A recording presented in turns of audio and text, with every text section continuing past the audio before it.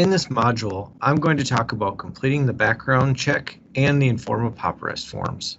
The background check is required for all proposed guardians. The two exceptions to needing a background check completed are: 1, if a person has had a background check completed within the past 2 years, then a new one is not necessary. However, a new check must be done every 2 years from the duration of the guardianship conservatorship.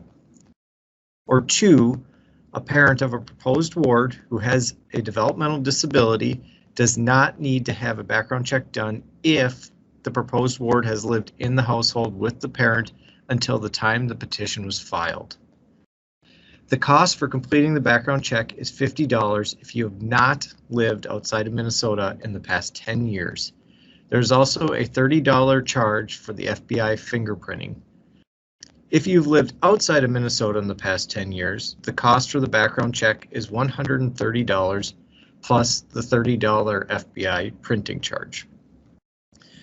The forms can be accessed through the Minnesota Court's website, through the Get Forms section, under Guardianship Conservatorship, and if you scroll down, you can find the forms for the DHS background check and information sheet. By clicking on that link, it'll bring you to the option to do it through PDF.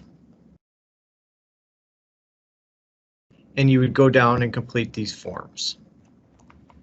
This would be submitted when you file your petition, and you can have your fingerprinting done either at the county court administration office or the DHS licensing division.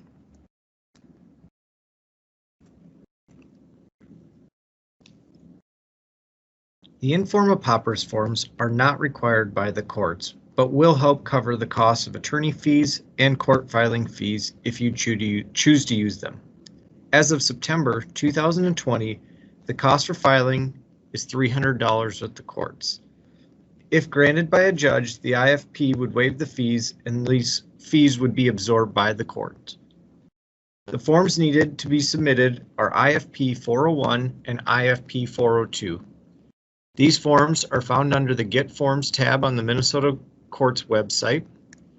Scroll down to Fee Waiver and Forma Pauperis. Then scroll to the bottom of the page and you'll find IFP 401 and IFP 402.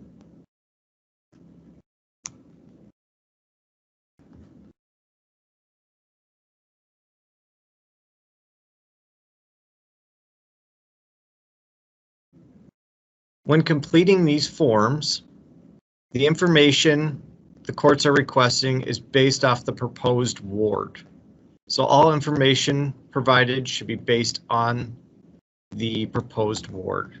Once completed with both forms, these would be submitted with your petition and your background study. That completes this module.